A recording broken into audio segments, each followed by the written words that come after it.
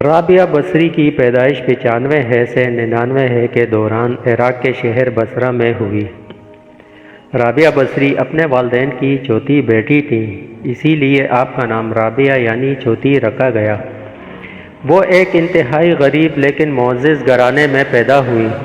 رابعہ بصری کے والدین کی غربت کا اندازہ اس بات سے لگایا جا سکتا ہے جس شب رابعہ بصری پیدا ہوئی آپ کے والدین کے پاس دیا جلانے کے لیے تیل تھا اور نہ آپ کو لپیٹنے کے لیے کوئی کپڑا۔ آپ کی والدہ نے آپ کے والد سے درخواست کی کہ پڑوسیوں سے تھوڑا ہی تیل لے آئیں تاکہ دیا جلایا جا سکے۔ آپ کے والد نے پوری زندگی اپنے خالق حقیقی کے علاوہ کسی کے آگے ہاتھ نہ پھیلایا تھا، چنانچہ وہ پڑوسی کے دروازے تک تو گئے لیکن خالی ہاتھ واپس لوٹ آئے۔ رات کو رابعہ بصری کے والد کو خواب میں حضور پاک صلی اللہ علیہ وسلم کی زیارت ہوئی اور انہوں نے رابعہ کے والد کو بشارت دی کہ تمہاری نو مولود بیٹی خدا کی برگزیدہ بندی بنے گی اور مسلمانوں کو صحیح راہ پر لے کر آئے گی۔ تم امیر بصرہ کے پاس جاؤ اور اسے ہمارا پیغام دو کہ تم ہر روز رات کو 100 مرتبہ اور جمعرات کو 400 مرتبہ درود کا نذرانہ بیچتے ہو، لیکن پچھلی جمعرات کو تم نے نہ درود شریف پڑھا، لہٰذا اس کے کفارے کے طور پر 400 دینار بطور کفارہ یہ پیغام پہنچانے والے کو دے دو۔ رابعہ بصری کے والد اٹھے اور امیرہ بصرہ کے پاس جا پہنچے۔ اس دوران آپ کی آنکھوں سے خوشی کے آنسو جاری تھے۔ جب امیر بصرہ کو رابعہ بصری کے والد کے ذریعے حضور پاک صلی اللہ علیہ وسلم کا پیغام ملا تو یہ جان کر انتہائی خوش ہوا کہ وہ نبی آخر الزماں کی نظروں میں ہے۔ اس نے شکرانے کے طور پر فوراً 1000 دینار غربہ میں تقسیم کرائے اور 400 دینار رابعہ بصری کے والد کو ادا کیے اور ان سے درخواست کی کہ جب بھی کسی چیز کی ضرورت ہو بلا جھجک تشریف لائیں۔ کچھ عرصے بعد رابعہ بصری کے والد انتقال کر گئے۔ اسی اثنا میں بصرہ کو صحت قحط نے اپنی لپیٹ میں لے لیا۔ قحط کے دوران آپ رابعہ بصری اپنی بہنوں سے بچھڑ گئی۔ ایک بار رابعہ بصری ایک قافلے میں جا رہی تھی کہ قافلے کو ڈاکوؤں نے لوٹ لیا اور ڈاکوؤں کے سرغنے نے رابعہ بصری کو اپنی تحویل میں لے لیا اور آپ کو لوٹ کے مال کی طرح بازار میں لونڈی بنا کر بیچ دیا۔ آپ کا آقا آپ سے انتہائی سخت محنت و مشقت کا کام لیتا تھا، اس کے باوجود آپ دن بھر میں کام کرتی اور رات بھر عبادت کرتی رہتی اور دن میں بھی زیادہ تر روزے رکھتی۔ اتفاقاً ایک دن رابعہ بصری کا آقا آدھی رات کو جاگ گیا اور کسی کی گریہ وزاری کی آواز سن کر دیکھنے چلا کہ رات کے اس پہر کون اس طرح گریہ وزاری کر رہا ہے۔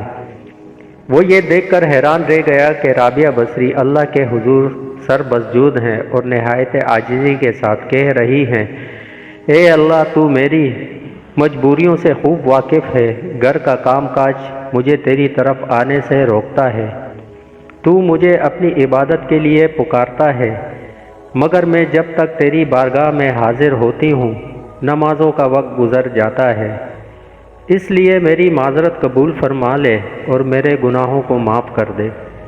اپنی کنیز کا یہ کلام اور عبادت کا یہ منظر دیکھ کر رابعہ بصری کا مالک خوف خدا سے لرز گیا۔ اس نے یہ فیصلہ کیا کہ ایسی اللہ والی کنیز سے اپنی خدمت کرانے کے بجائے بہتر یہ ہوگا کہ خود اس کی خدمت کی جائے۔ صبح ہوتے ہی وہ آپ کی خدمت میں حاضر ہوا اور اپنے فیصلے سے آپ کو آگاہ کیا۔ اس نے کہا کہ آج سے آپ میری طرف سے آزاد ہیں، اگر آپ اسی گھر میں قیام کریں تو میری خوش نصیبی ہوگی، وگرنہ آپ اپنی مرضی کی مالک ہیں۔ تاہم اگر آپ یہاں سے کوچ کر جانے کا فیصلہ کرتی ہیں تو میری بس ایک درخواست ہے کہ میری طرف سے کی جانے والی تمام زیادتیوں کو اس ذات کے صدقے معاف کر دیں جس کی آپ راتوں کو جاگ جاگ کر عبادت کرتی ہیں۔ رابعہ بصری نے گوشہ نشینی اور ترک کے دنیا کے شوق کے پیش نظر آزادی ملنے کے بعد صحراؤں کا رخ کیا۔ وہ دن رات معبود حقیقی کی یاد میں محو ہو گئی۔ خواجہ حسن بصری رابعہ بصری کے مرشد تھے۔ غربت نفیس ذات اور عشق الہی ان کے ساتھی تھے۔ ان کا کل متاع حیات ایک ٹوٹا ہوا برتن، ایک پرانی دری اور ایک اینٹ تھی جس سے وہ تکیے کا کام بھی لیتی تھی۔ وہ تمام رات عبادت اور ریاضت میں گزار دیتی تھی اور اس خوف سے نہیں سوتی تھی کہ کہیں عشق الہی سے دور نہ ہو جائے۔ جیسے جیسے رابعہ بصری کی شہرت بڑھتی گئی، آپ کے چاہنے والوں کی تعداد میں بھی اضافہ ہوتا گیا۔ آپ نے اپنے وقت کے جید علماء، محدثین اور فقہا سے مباحثوں میں حصہ لیا۔ رابعہ بصری کی بارگاہ میں بڑے بڑے علماء نیاز مندی کے ساتھ حاضر ہوا کرتے تھے۔ ان بزرگوں اور علماء میں سر فہرست حضرت امام سفیان ثوری ہے، جو امام اعظم ابو حنیفہ رضی اللہ تعالی عنہ کے ہم عصر تھے اور جنہیں امیر المؤمنین فی الحدیث کے لقب سے بھی یاد کیا جاتا تھا۔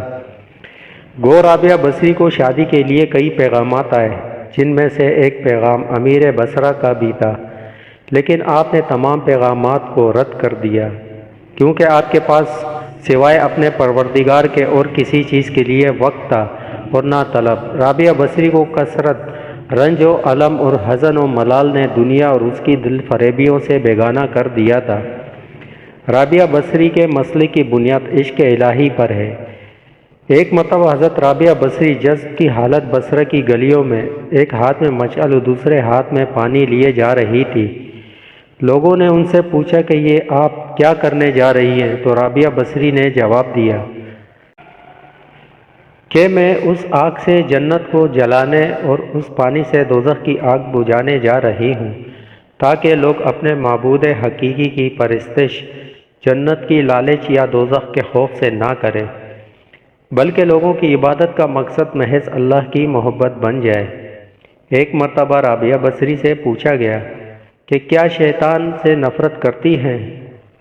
رابعہ بصری نے جواب دیا کہ خدا کی محبت نے میرے دل میں اتنی جگہ ہی نہیں چھوڑی کہ اس میں کسی اور کی نفرت یا محبت سما سکے۔